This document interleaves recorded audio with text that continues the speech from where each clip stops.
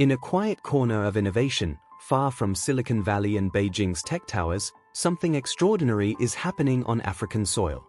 A development so shocking, so unthinkable, that it has left the world's top engineers questioning everything they thought they knew. A car that powers itself. No fuel. No traditional charging. No dependence on massive EV infrastructure. A system born not from the world's wealthiest nations, but from a place the global auto industry rarely saw coming, Zimbabwe. This is the story of Africa's self-charging electric vehicle. And it's causing more than just a buzz. It's shaking the foundations of automotive giants, challenging China's dominance in the EV market, and leaving American engineers absolutely speechless. How is it even possible? The mastermind behind this groundbreaking innovation is Maxwell Chikumbutso, an inventor with a passion that refuses to be limited by borders or budget. With no formal engineering degree, Maxwell's genius has puzzled experts for years. But his latest creation, a fully functioning electric car that does not need to plug into the grid, is something no one can ignore. While companies like Tesla invest billions in charging networks, and while countries like China pour fortunes into lithium mines and battery plants, here comes a Zimbabwean prototype that doesn't even need external electricity. A car that generates its own power while it moves, or even while it sits. When the prototype was revealed, reactions ranged from stunned silence to flat-out disbelief. Engineers in the US reportedly couldn't understand how it functioned. It wasn't just a new take on solar power. It wasn't a hidden fuel cell. It was something entirely new, something no Western blueprint had predicted. So how does it work? Maxwell's design reportedly integrates a self-charging power generation unit that pulls energy from radio frequency (RF) waves, converting them into usable electrical current. Combined with advanced energy management, this system keeps the car running without external input. Forever. And that's what terrifies traditional automakers. Think about it. If this technology proves scalable, the consequences are enormous. Charging stations? Obsolete. Grid-based EV infrastructure? Redundant. Battery replacement industries? Gone. And the entire race for rare earth minerals, dominated by China, suddenly becomes far less critical. So the question becomes, why hasn't this taken over the world yet? Some say it's too good to be true. Others claim it's being suppressed.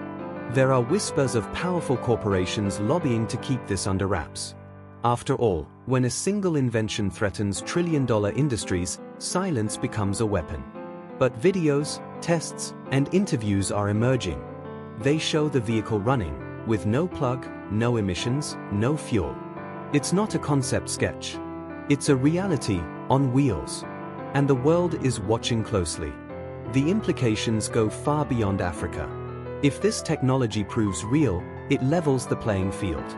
It gives smaller nations the chance to leapfrog generations of infrastructure. It makes clean transportation accessible, not just to the rich, but to everyone. And perhaps that's the most powerful part of this story. Because this isn't just about cars. It's about control. It's about independence. It's about redefining who leads the future of mobility. While Western experts scramble to decipher the science, and Chinese manufacturers wonder if their supply chains are at risk, one thing is clear: this African innovation is no fluke. It's not luck. It's genius. And that genius could mark the beginning of a global shift. No longer just a follower, Africa is becoming a leader in green technology. From homegrown solar panels to sustainable housing and now self-charging vehicles, a continent often underestimated is now rewriting the rules. And the West is finally starting to pay attention. Imagine a future where cars in every village and city can drive without ever needing fuel or external electricity. A world where transportation is clean, quiet, and free of pollution. A world where technology is born not in labs funded by billionaires, but in small workshops lit by passion and purpose. Maxwell's story is a reminder that talent exists everywhere. That sometimes, the most earth-shaking breakthroughs don't come from where we expect. They come from where the need is greatest, and where imagination is free from convention. And so, while US engineers scramble to replicate what they've seen, while China rethinks its dominance in EV battery exports, and while automakers everywhere prepare for disruption, one message is becoming louder than ever. Africa has entered the game. And it's not playing by anyone else's rules. More and more people are demanding to see the technology up close. Independent testers want access. The world wants answers. If Maxwell's car continues to perform under scrutiny, it won't just be an African success, it will be a global revolution. And revolutions have a way of rewriting history. This isn't just a footnote in technological progress. This is the headline. A car that charges itself. Born in Africa. Ignored by many. Now impossible to ignore. The ripple effects have already begun. In the US, think tanks are discussing decentralization of EV grids. In Europe, auto manufacturers are looking for alternative propulsion systems. And in China, where EV dominance was once assured, silence is beginning to speak volumes. The fear is real. What if Africa no longer needs to import energy tech from the West? What if Africa becomes an exporter of solutions instead of problems? What if Africa builds a future that doesn't revolve around permission from the powers that be? These are not just hypothetical questions. They are the silent thoughts echoing in boardrooms across the globe. And Maxwell Chikumbutso? He's still building, still refining, still believing that energy should be free and that power, both electrical and political, belongs to the people. As long as he continues, this story will grow. Because at its heart, this isn't just about engineering. It's about justice. About flipping the script. About reminding the world that innovation knows no borders, and no one has a monopoly on brilliance. Africa's self-charging car has arrived. And it's only the beginning. And as this innovation gains momentum, the question isn't if the world will catch up, but how fast they can.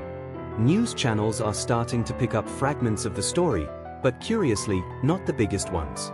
While minor tech blogs and fringe YouTube channels are abuzz, major media outlets remain strangely silent. Why?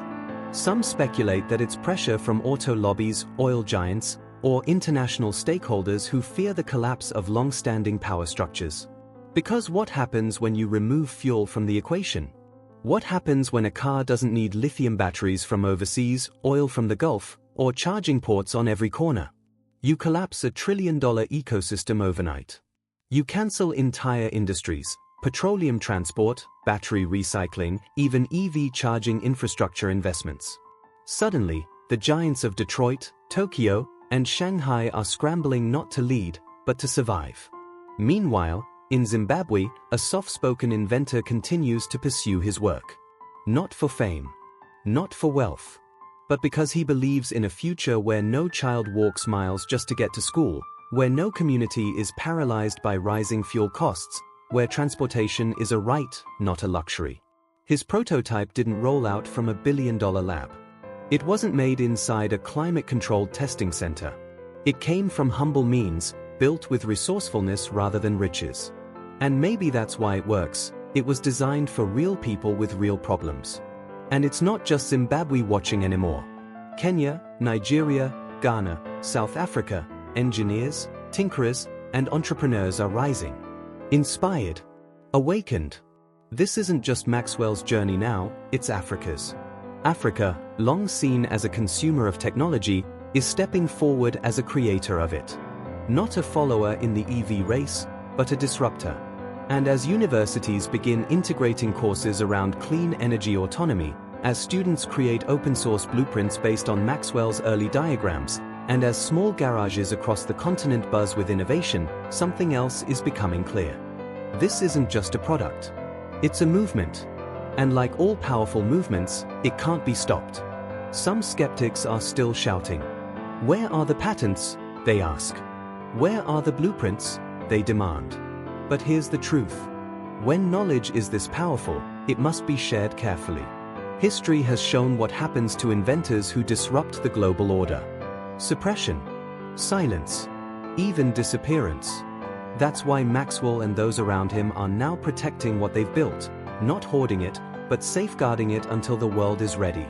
And that readiness is building fast.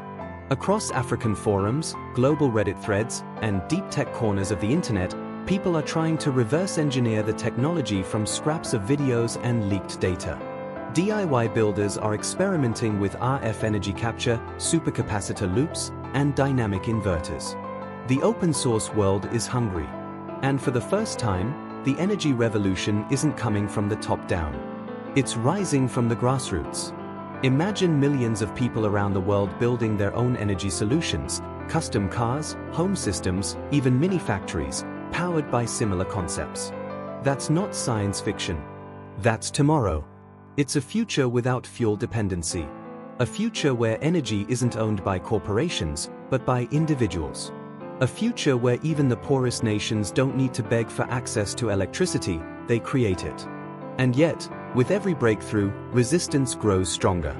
Because disruption always invites retaliation. Already, rumors swirl of attempts to buy out or shut down the technology. Anonymous messages. Mysterious offers. Disinformation campaigns attempting to discredit the science. But as the saying goes, you can't kill an idea whose time has come. And this idea? Its time is now. Maxwell's mission was never to build the next big car company. It was to shift the paradigm. To prove that with purpose and passion, even one man from Zimbabwe can alter the destiny of an entire continent, and possibly the world. And what is sparked cannot be UN-sparked.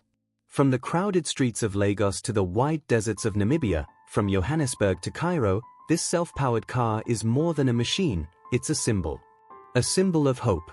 A symbol of resistance. A symbol of brilliance long overlooked. And now, the world must decide. Will it continue to ignore, deny, and suppress? Or will it finally listen, learn, and lift up the innovators that were once cast aside? Because the tide is turning. And no matter how many skeptics scoff, no matter how many corporations resist, something unstoppable is happening. A clean energy uprising, led not by billionaires, but by visionaries, builders, dreamers, Africans. In the end, perhaps that's the most powerful message of all. That true progress doesn't always wear a lab coat. It doesn't always come from skyscrapers or funded research centers. Sometimes, it comes from the heart of struggle. From the soil of necessity. From the hands of those who simply refuse to give up. So, the next time someone tells you the future of transportation belongs to Silicon Valley or Shanghai, tell them to look again. Look toward the heart of Africa. Where ideas aren't filtered by money, but powered by vision. Where innovation isn't a headline, it's a necessity.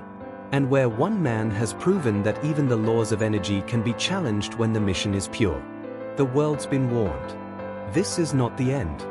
This is the beginning. Because when Africa builds a car that charges itself, you don't just watch. You pay attention. Because what comes next might just change everything. Innovation has no borders. Subscribe to witness the revolution. Did that just blow your mind? Yeah, us too. If you believe the world needs more innovation and less gatekeeping, hit that like button. If you're inspired by what Africa is building, drop a comment below and tell us what shocked you most. And if you're ready to witness the future, the real future, make sure you subscribe and turn on the bell icon. Because here, we don't follow the news. We create it. Subscribe now to stay ahead of the revolution. The next video might just change how you see the world.